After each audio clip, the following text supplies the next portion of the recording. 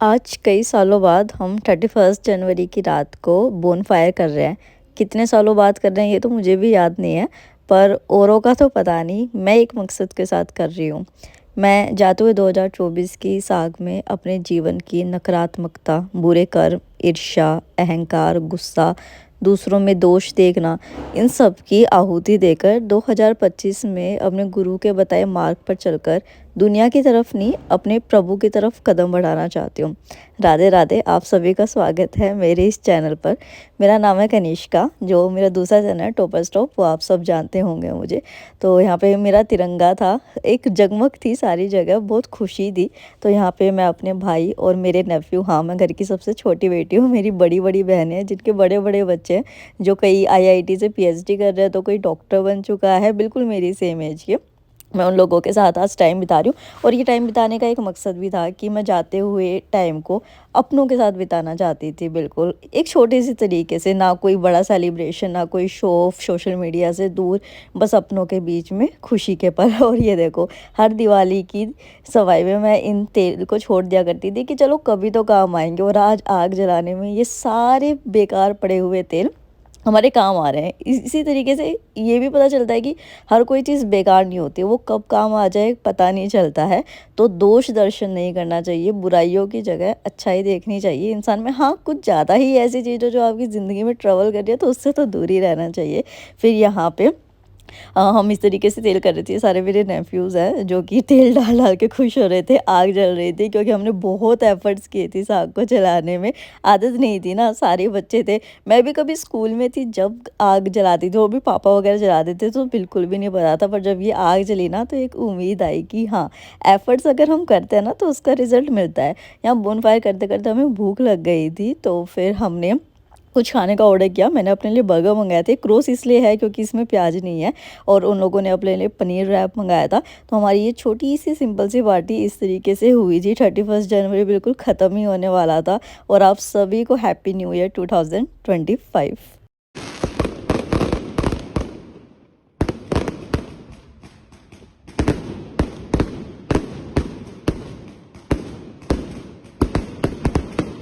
अगले दिन की शुरुआत अपने कान्हा जी से करते हैं। छोटे से ठंड में तो बका दिया था मैंने इनको उठाते ही कि नहीं भई, ठंड है, बाहर नहीं निकलना है बिल्कुल भी। वैसे आज मेरा मंदिर जाने का भी प्लान था, बट मैं पवित्र नहीं रही थी मंदिर जाने के लिए, तो मैंने वो कैंसिल कर दिया। और आज मैं पाव भाजी बना रही हूँ, सात्विक पाव भाजी, यस, क्योंकि हमारे घर में अनियन गार्लिक नहीं होता। और आपको ये पाव देख के लग रहा होगा बहुत ज़्यादा है, बट ये कुछ भी नहीं है। और ये मैंने पहली बार बीट रूट भी डाला था इसमें, ताकि और हेल्दी ऑप्शन हो सके।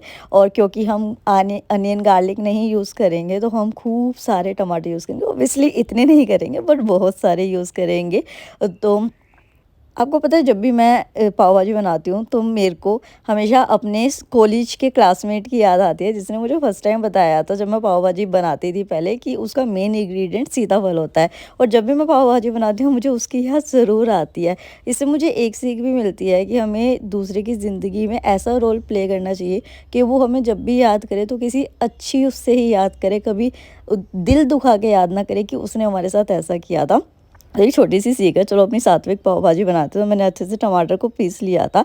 और क्योंकि जिस दिन मैं कुछ ऐसे अच्छा बनाती हूँ, तो मैं सबको इनवाइट करती हूँ, क्योंकि मुझे बहुत अच्छा लगता है कि सबके साथ बैठ के मिल बांट के खाना इस तरीके से। तो मैं ऑब्वियसली इतनी बड़ी कढ़ाई भर के बनाऊँगी, बट आपको इस टाइम लग रहा होगा कि बहुत ज़्यादा है, बट ये शाम तक, आई थिंक रात भी नहीं हुई थी, एक चम्मच भी नहीं बची थी। इवन मैंने भी एक ही टाइम खाया था, वरना मेरे को पाव भाजी 3-4 बार खानी होती है, मुझे इतनी पसंद है।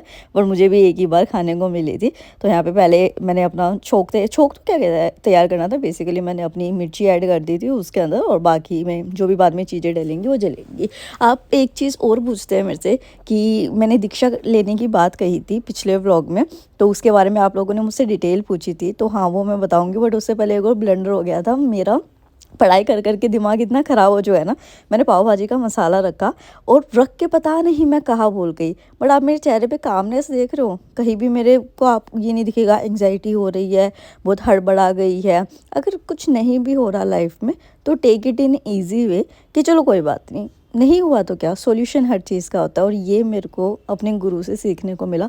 आप में से बहुत लोगों ने मुझसे पूछा था कि मैं दीक्षा के लिए कैसे आगे बढ़ रही हूँ। तो दीक्षा के लिए आपको कुछ चीज़ों को फॉलो करना होता है जो आप अपनी स्क्रीन पे देख रहे हैं। जैसे कि आपको ये जो पद है, श्री केली कुंज करके ऐप आता है, उसमें ये सारे पद गिवन होते हैं। आपको डेली ये पढ़ने होते हैं, आपको 11 माला करनी होती है। उसमें आपको बोलना होता है श्री राधा वल्लभ श्री हरिवंश। अगर आप वो नहीं बोलना चाहते हो, आप राधा कृष्ण भी बोल सकते हो या राधा राधा का नाम का जाप कर सकते हो। और पर ये जो है, ये आपको बिल्कुल पवित्र होके करनी है। माला आप जब भी करेंगे, भगवान की सेवा आप जब भी करेंगे, नहा के करेंगे। उसी के साथ आपको अष्टयाम सेवा करनी होती है। श्री राधा वल्लभ जो संप्रदाय होता है, उसके अंदर 24 घंटे सेवा चलती है भगवान की, 24 घंटे नाम जब चलता है। तो आपको इस वजह से अष्टयाम सेवा तो ओबियसली हम 24 घंटे सेवा नहीं कर सकते, तो एटलीस्ट आपको 2 सेवा करनी होती है। आप केली कुंज जो महाराज जी का आश्रम है वृंदावन में, वहाँ पे जाएंगे और अपनी इच्छा बताएंगे कि मैं दीक्षा लेना चाहती हूँ। तो वो आपको प्रसादी में वृंदावन, हाँ, आपको वृंदावन की रज भी हमेशा अपनी बॉडी पे लगा के रखनी होती है, क्योंकि हमें नहीं पता हमारी मृत्यु कब आ जाए। तो हमारे ऊपर कंठी माला और वृंदावन की रज होनी चाहिए और मुँह पे राधा नाम होना चाहिए, ताकि हम अपने भगवान के पास जा सकें। तो आपको वृंदावन की रज हमेशा लगा के रखनी। वो आपको वृंदावन की रज देंगे, कंठी माला देंगे, और ये जो बुक्स जिससे आपको ये सारे लिटरेचर पढ़ने हैं वो देंगे, और आपको एक टोकन देंगे जिससे कि उनको ये पता चले। आपको अपना आधार कार्ड लेके जाना होगा कि जो है आपने दीक्षा के लिए अप्लाई किया है, और आपको 4 से 5 महीने, 6 महीने, वो आप प्रभु की इच्छा है और गुरु की इच्छा है कि आपको ये रूल सारे के सारे फॉलो करने होंगे। जब वो आपको इस काबिल समझेंगे कि हाँ, आपने अपनी ज़िंदगी में बहुत सारे कंट्रोल कर लिए, जैसे आपको अनियन गार्लिक बिल्कुल छोड़ना होगा। हाँ, कभी मजबूरी है तो खा सकते, बट अपने टेस्ट बड्स को सेटिस्फाई करने के लिए नहीं खाना। आपको नॉन वेज, अल्कोहल, जुआ, ऐसे लोगों से बात करनी छोड़नी होगी जो कि दूसरों में दोष निकालते रहते हैं, अपनी कमियों पे वर्क नहीं करते। हमें अपनी कमियों पे वर्क करना है, दूसरों की बुराइयां नहीं करनी है, ना दूसरों की बुराइयां सुननी है, क्योंकि उससे हमारी भक्ति जो होती है, हमारा भजन जो होता है, वो ख़त्म होता है। उसी के साथ आप अगर लड़का लड़की चाहे आप कोई भी है, आपको बिल्कुल सात्विकता रखनी है। पतिव्रत धर्म या पत्नीव्रत धर्म रखना है। मतलब किसी भी पराये मर्द से, किसी भी पराई औरत से जो है, वो आपको बात तक नहीं करनी है इस तरीके की जो सिर्फ आप अपने हस्बैंड या अपनी वाइफ से कर सकते हैं। इतना आपको अपना करैक्टर स्ट्रॉन्ग रखना है इसके अंदर। तो जब आपके ये कुछ मंथ्स की ये सारी चीज़ें हो जाएंगी, उसके बाद जो है वो आप दीक्षा के लिए जा सकते हैं। तो जब गुरु आपको इस लायक समझेंगे तो वो आपको दीक्षा दे देंगे। तो ये दीक्षा के रूल्स थे सारे के सारे। तो अब यहाँ पे मेरी सात्विक पाव भाजी तैयार हो चुकी है, तो मैं जा रही हूँ अपने गाना जी को भोग लगाने के लिए। और ये सच में बहुत टेस्टी बनी थी। एक्चुअली क्या होता है ना, ये भजन का है कि भजन इसके अंदर आ जाता है और उसकी वजह से इसका टेस्ट निकल आता है। ये था मेरा साल का पहला व्लॉग, जो बहुत अच्छे तरीके से, सिंपलिसिटी से भगवान के साथ बीता।